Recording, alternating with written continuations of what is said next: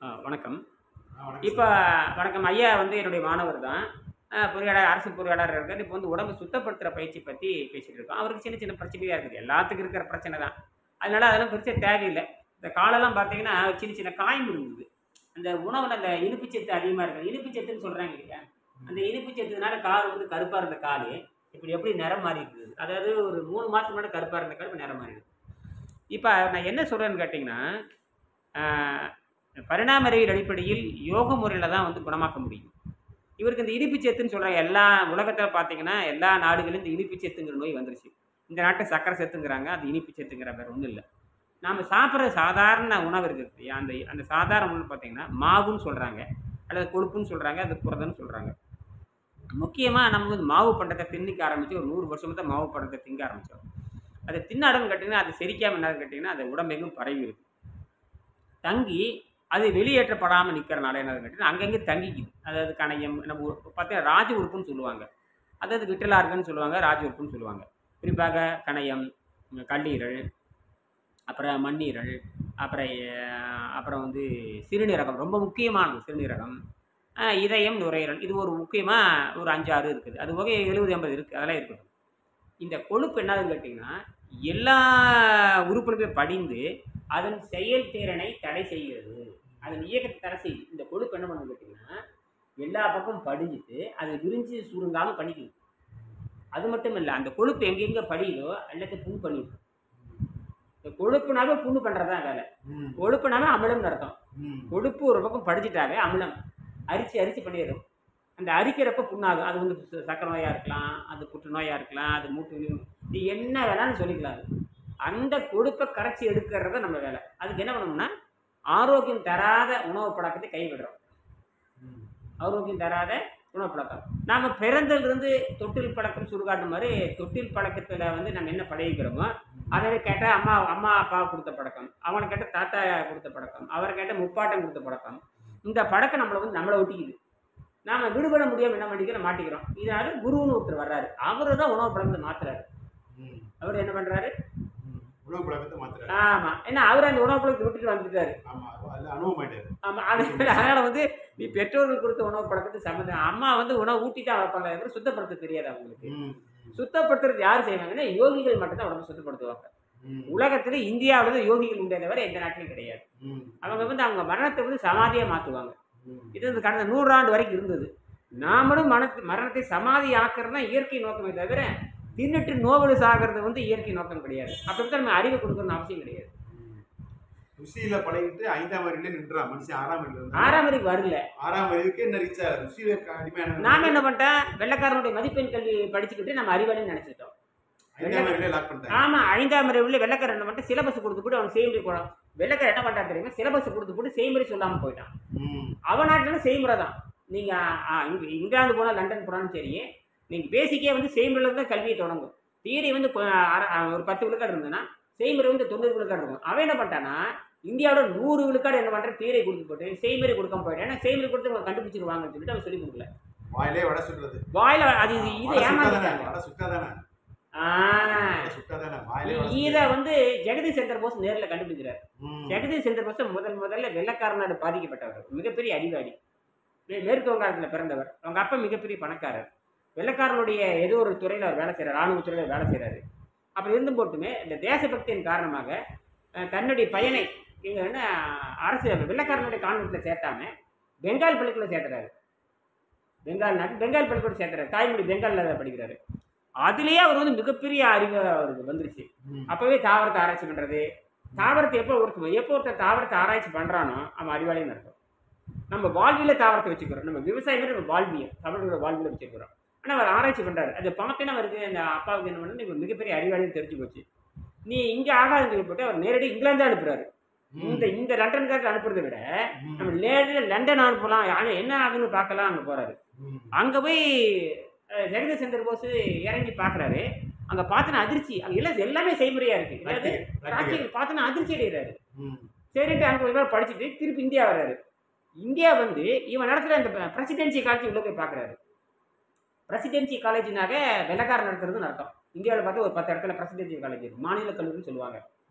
என்னடான்னு போய் பார்த்தா அந்த மாநிலத்தில் உள்ள போய் பார்த்தா எங்கேயுமே லேபு கிடையாது. எங்கே லேப் கிடையாது. அதே பிரசிடென்சி காலேஜ் அமெரிக்கா இங்கிலாந்துல இருக்குது, ப்ராக்டிக்கல் இருக்கு. கேம்பிரிட்ஜ் இருக்கு, ப்ராக்டிக்கல் இருக்குது. அதே கல்லூரி இங்க இருக்குது, ப்ராக்டிக்கல் கிடையாது. சூழ்ச்சி புரிஞ்சுட்டார். சூழ்ச்சி நம்ம குருகுல கல்விங்கிறது அனுபவ படம் தான். அனுபவ படம், செய்முறை, அரங்கேற்றம். நேரடி செஞ்சு காட்டணும், நேரடி பாடி காட்டணும், நேரடி எல்லாம் பண்ணி காட்டணும். பரதநாட்டியம்லாம் ஆடுறாங்க இல்லைங்க. ஆமா, செய்முறை. அரங்கேற்றம் 1000 பேர் வந்து உட்காருவாங்க, எல்லாரும் பார்ப்பாங்க, எல்லாம் இசைக்கலைஞர் ஒரு பாட்டு எல்லாம் பார்த்து கரெக்ட்னு சொல்லணும். அதுதான் நம்ம கல்வி முறை. இப்போ உங்களுக்கு நீங்க மெடிக்கல் ரிப்போர்ட் பார்த்து கரெக்ட் ஆகிட்டு இருக்கு இல்லையா? இது ஒரு நோயே கிடையாது, தேங்கி விட்டது. நீங்க சாப்பிட்ட உணவு தேங்கிருச்சு. இப்போ எனக்கு வந்து இப்போ சதைப்பிடிப்பு, இந்த எலும்பு அரிப்பு, அதை பத்தி எனக்கு ஒரு இப்போ சதைப்பிடிப்பு, இவருக்கு வந்து சதைப்பிடிப்புங்கிறாரு. இது வந்து ஏற்கனவே உள்ள இருக்கிற பழைய கழிவுகள் தான். இந்த பழைய கழிவுகள் வந்து பல்வேறு நோய்களாக காட்டுகிறது. இந்த பல்வேறு எல்லா நோயும் குறையிறப்ப இதுவும் குறைஞ்சிடும். இப்போ இந்த சதைப்பிடிப்பு நீங்க இருக்குன்னு சொல்றீங்க இல்லையா? இதே 100 நாளைக்கு முன்னாடி எப்படி சதைப்பிடிப்பு இருந்தது, இப்போ எப்படி இருக்குது? இப்போ ரிலீஸ் ஆயிருக்கு. இதுதான். அப்போ இன்னும் இருக்குதுன்னு அர்த்தம். இன்னும் வந்து பழைய கொழுப்பு இருக்குதுன்னு அர்த்தம். உள்ள இருக்கு. என்ற எடை வந்து பார்த்தீங்கன்னா 78 கிலோ எடை. நான் வெங்கடேசனுடைய நீர் மருத்துவத்தை கடைப்பிடிக்கும் பொழுது, வெங்கடேசன் நீர் மருத்துவத்தை ஒரு புத்தகத்தை அங்கே இருக்கு, கீழே இருக்கான்னு பாருங்க. இல்லை அங்கே இருக்கான்னு பாருங்க. ஒரு புத்தகத்தை இருக்கு இருக்குமா? அந்த பக்கம் இருக்கு பாருங்க. கொடுங்க பாருங்க. இதுதான். நீ கையில் வச்சுக்கலாம், நீங்கள் கையில் வச்சுக்கலாம். இந்த இது வந்து மிகப்பெரிய கண்டுபிடிப்பு. இது ஒரு உலகத்திலே அருமையான கண்டுபிடிப்பு. வந்து தனக்குத்தானே ஒரு மனுஷன் வந்து மருத்துவம் எப்படி ஆகிறதுங்கிறது தான். இப்போ நீங்கள் அந்த பிடிப்பு பார்த்தீங்கன்னா, இப்போ நாங்கள் சொல்லிக் கொடுத்துருக்கோம் இல்லையா, நீர்பயிற்சி. இந்த நீர்பயிற்சியை வந்து நீங்கள் நீரை மருந்தாக அருந்தி ஒரு 10-11 மணி வரைக்கும் நீரை மருந்தாக அருந்துவீங்க. அருந்திட்டு நீங்கள் உங்கள் உணவு பழக்கத்தை ஆரம்பிக்கலாம். அந்த உணவு பழக்கம் வந்து என்னவா இருக்கலாம்னு கேட்டிங்கன்னா, நீங்கள் என்ன இந்த சைவ உணவு தானே சாப்பிட போகிறீங்க. சைவ உணவு இந்த வெஜிடபிள்ஸ் கட் பண்ணி ஜூஸ் போட்டு. ஆமாம், அது மாதிரி அப்படியும் சொல்லலாம். நீங்கள் அப்படியும் பண்ணிக்கலாம். அல்லது உணவு பழக்கம் என்னன்னு கேட்டிங்கன்னா, இப்போ இந்த சோறு சாப்பிட்றது பழக்கம் இருக்கு இல்லையா, ஒரு சோறு கட்டி எடுத்துக்கிட்டு அதுக்கு சமமான ஒரு கீரை, நல்லா வேவிச்சு வளர்க்க கீரை, சோறும் அது போட்டு பிணைஞ்சு கீரை சோறு மாதிரி சாப்பிட்டுக்கலாம். ஒரு அப்பளம் வச்சு சாப்பிட்டுக்கலாம். அப்பளம் ஒரு ஊறுகாய் வச்சு சுவையாக சாப்பிட்டு முடிச்சுக்கலாம். ஆனால் அது சத்து கிடையாது. சத்து கிடையாது, சுத்தத்துக்காக. சத்து கிடையாது. இது நீங்கள் அப்படியே அந்த முடிச்சுட்டு ஒரு 12 மணிக்கு 11 மணிக்கு முடிச்சுட்டு அதுக்கப்புறம் நீரை மருந்தாக இருந்துகிட்டே போகணும். இந்த நீர் வந்து எப்பவுமே வயிற்றுல வந்து கொஞ்சம் இருந்துகிட்டே இருக்கணும், மருந்து மாதிரி இருந்துகிட்டே இருக்கணும். அதாவது இந்த கள்ளப்பசி நிறுத்தும், அந்த பசியை கட்டுப்படுத்தும். அது மட்டும் இல்லை, அந்த வாதங்கிற கொடிய நோயும், பித்தம்ங்கிற கொடிய நோயும், சடிங்கிற கொடிய நோயும் கட்டுப்படுத்தணும். அது நியூட்ரல் பண்ணிகிட்டே வரும். அதாவது நீங்கள் சொல்கிறீங்க இல்லையா, இந்த இந்த இந்த வலி, இந்த பிடிப்பெல்லாம் வந்து நியூட்ரல் பண்ணது. இந்த வலி, இந்த சதை, இதெல்லாம் பார்த்தீங்கன்னா தேவையில்லாத அந்த சதை போய் ஒட்டிட்டு இருக்கும். அதாவது அழுக்கி போனது போய் அந்த சதையில் ஒட்டிட்டு இருக்குது. அதுதான் அந்த வலி உண்டாக்குது. அங்கே வந்து அசிடிட்டி இருக்குது. அந்த நீங்கள் இந்த உணவு சாப்பிட்டீங்க பாருங்க, அது கொழுப்ப மாதிரி உட்காந்துட்டு அந்த சதையில போய் ஒட்டிக்கிட்டு இருக்குது. அது உட்காந்து எரிச்சல் உண்டாக்குது. அதை என்ன பண்ணணும், தண்ணி நல்லா மெல்ல மெல்ல மெல்ல மெல்ல மாத கணக்கில் கரைத்து எடுத்த பிறகு முழுமையாக உடம்பு சுத்தமாயிருக்கும். உடனே நல்லா இருக்கும். ஆனா குறைய ஆரம்பிச்சிடும். அப்ப இந்த கொழுப்பு தான் நம்மளை சாப்பிடுக்குது. இந்த கொழுப்பு எப்ப சாப்பிடுக்குன்னு கேட்டீங்கன்னா, உடம்பு சுத்தமானதுக்கு அப்புறம் என்ற எடை வந்து 78 கிலோ வந்து 58 கிலோ வந்து பாருங்க. இந்த 58 கிலோ வந்ததுக்கு அப்புறம் எனக்கு வந்து நைட்ரஜன் புரோட்டீனா மாற ஆரம்பிச்சு. நான் நடமாடும் தாவர மாதிரி மாறிடுவேன். எனக்கு வினாடி வினாடிக்கு எனக்கு நைட்ரஜன் உள்ள போயிட்டே இருக்கும். இப்ப விண்வெளிக்கு போற விண்வெளி வீரர்கள் கூட 2 காற்று எடுத்துட்டு போறாங்க. ஆக்சிஜனையும் எடுத்துட்டு போவாங்க, நைட்ரஜன் எடுத்துட்டு போவாங்க. ஆனா நைட்ரஜனுக்கான காரணம் சொல்றதே இல்லை. நைட்ரஜனுக்கான காரணத்தை சொல்லாமையே விண்வெளிக்கு போனாலும் நைட்ரஜன் எடுத்துட்டு போறாங்க. ஏன்? மனுஷனுக்கு ஆக்சிஜன் தான் தேவை. எதுக்கு நைட்ரஜன் எடுத்துட்டு போகணும் பதிலே கிடையாது. இப்ப தெரிஞ்சு போச்சு இல்லையா? சொன்னா குட்டி வெளியே போட்டுரும். நைட்ரஜன் தான் புரோட்டீனா மாறுதுன்னு விண்வெளி விஞ்ஞானி சொல்றதே இல்லை. இன்னைக்கு விண்வெளிக்கு இப்போ சுனிதா வில்லியம்ஸ் போயிட்டு வந்தாங்க இல்லையா, சுவாசத்துக்கு 2 காற்று உள்ள போயிட்டே இருக்கும். செயற்கை ஆக்சிஜனும் போகும், செயற்கை நைட்ரஜனும் போகும். ஏன்? மனுஷனுக்கு ஆக்சிஜன் தான் தேவை, எதுக்கு நைட்ரஜன் விடுறீங்க? இது யாரை ஏமாத்திட்டு இருக்கிறீங்க? நைட்ரஜன் வந்து கொண்டு போறாங்க. ஏன் கொண்டு போறீங்க? மனுஷனுக்கு ஆக்சிஜன் தானே தேவை. அங்கே தாவரமும் கிடையாது, ஒன்றும் கிடையாது. இப்போ இதுலேருந்து புரிஞ்சுக்குங்க, இவங்க தப்பு பண்ணிட்டாங்கன்னு தெரிஞ்சு போச்சு.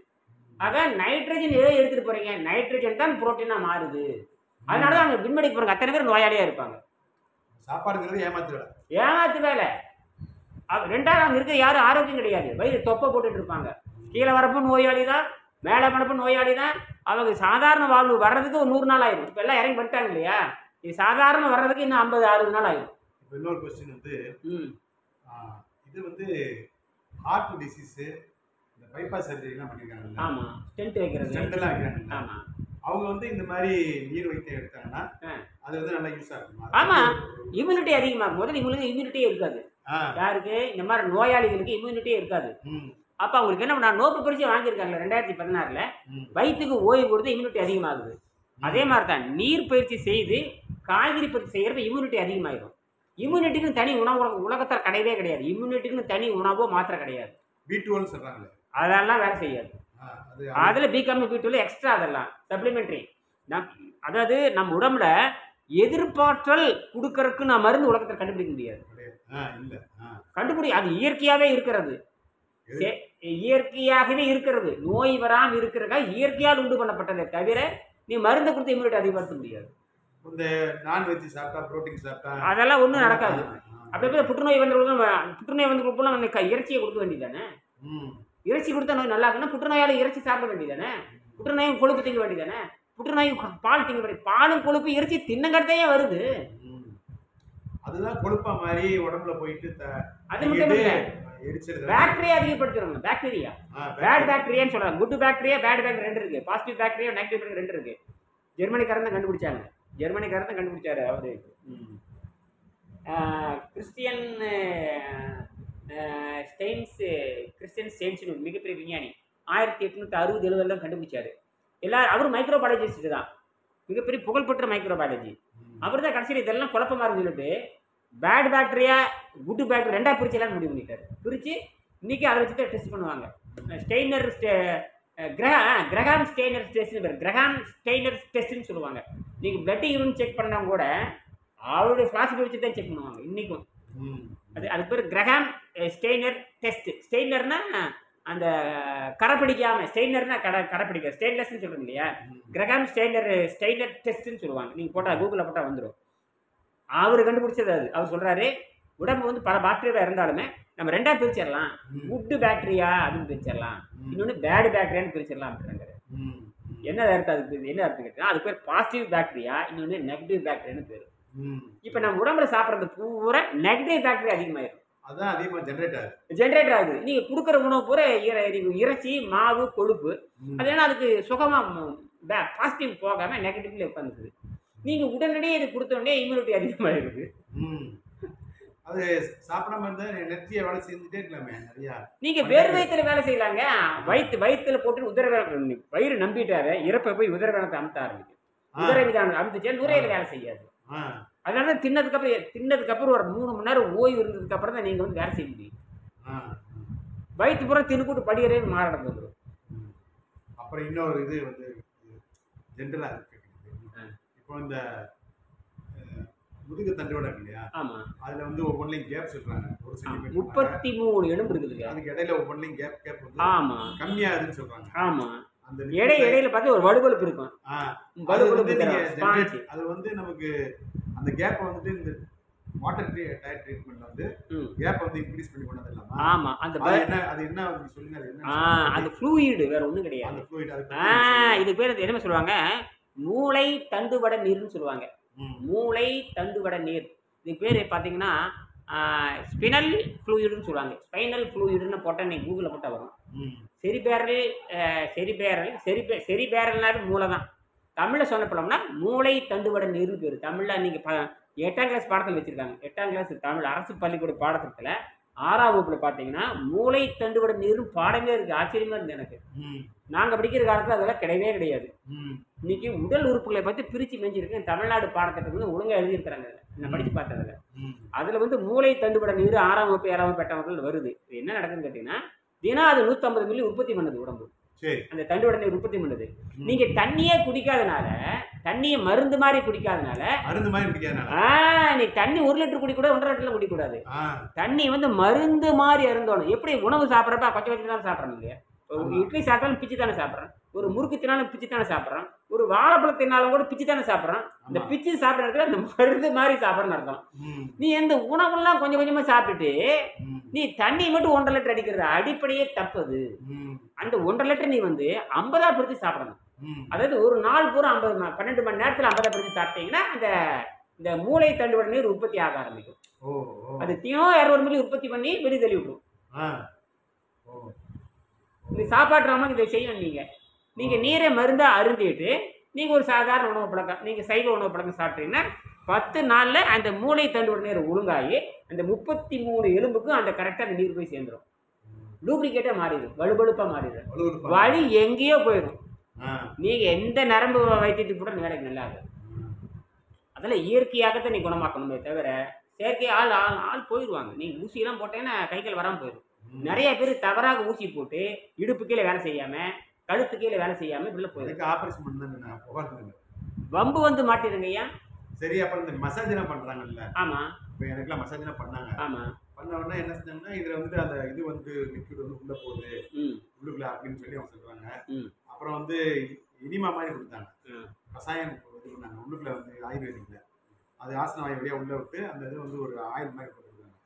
அதை கொடுத்துட்டு இது பண்ணுறாங்க. அது வந்து உடம்பு வந்து இதை ஸ்ட்ரென்த்தாக இருக்கும் அப்படின்ற மாதிரி சொல்கிறாங்க. அப்புறம் நாசிலில் வந்து இது விடுறாங்க, மருந்து விடுறாங்க. மருந்து விட்டு கொஞ்சம் சளி வெளியே வந்துட்டே இருக்குது. இது வந்து ட்ரீட்மெண்ட் எடுக்கிறாங்க. அதுக்கும் நம்ம இந்த ட்ரீட்மெண்ட் வந்து ஆமாம். ஏன்னா இது பரிணாம அறிவியல் இல்லையா? இந்த அடிப்படையை வந்து வயிற்றுல சுரக்கிற அந்த வயிற்றுல பசின்னு சொல்கிறோம் இல்லையா, அது 15 வயசுக்கு மேலே கட்டுப்படுத்தணும் எல்லாருமே. 15க்கு முன்னாண்டே இயற்கை உணவை வைத்து கொண்டு கட்டுப்படுத்துறது, பழங்கள் சாப்பிட்டு கட்டுப்படுத்துறது. குழந்தையா இருக்கிறப்ப தாய்ப்பாலை சாப்பிட்டு கட்டுப்படுத்துறது. அந்த குழந்தைக்கு தெரியாது, அம்மாவுக்கும் தெரியாது. அந்த 1.5 வயசு வரைக்கும் தாய்ப்பால் குடிக்குது, அசைவமாக இருக்குது. அதுக்கப்புறம் அந்த குழந்தை 1.5 வயசுலேருந்து 15 வயசு வரைக்கும் கனிகள் சாப்பிட்டு மலம் போகணும். இது இயற்கை. இன்னைக்கு யாரும் கனிகள் சாப்பிட்றதில்ல. குழந்தைகள் பூரா பிஸ்கட்டு, கேக்கு, தோசை இப்படி தான் திங்குது. ஏன்னா நம்ம அந்த 5ஆம் அறிவுல வாழ்ந்தவருடைய தொடர்ச்சி அது. அதனுடைய ஃபீடிங் என்னவோ அது மறுபடியும் கண்டினியூ பண்ணி அப்புறம் 6ஆம் அறிவுல வந்து நம்ம என்ன தண்ணியிலே வாழ்ந்துறது, தண்ணியிலையும் காத்திலையும் வாழ்றது பரிணாம அறிவியல். இயற்கை படைச்சிருக்கிறது. இந்த மனித தாவரத்தை வந்து படைச்சிருக்கு. நம்ம வந்துட்டு பழக்கத்துல வந்து அப்படியே ருசியில வந்து நம்ம மாத்திடுறோம். ருசியில மாத்தி விட்டுட்டு நோய்க்கு ஆளாகி இறந்துடுறான். நோயை பற்றி இறக்குறான். மறுபடியும் நம்ம வந்து அந்த தண்ணிக்கு போனோம்னாக்கா அதை எல்லாம் சுத்தம் பண்ணிடுறோம். 6 மாசத்துல நீங்க 60 வருஷம் பிரச்சனை இருந்தாலும் கூட 6 மாசம் சரியாயிடும்.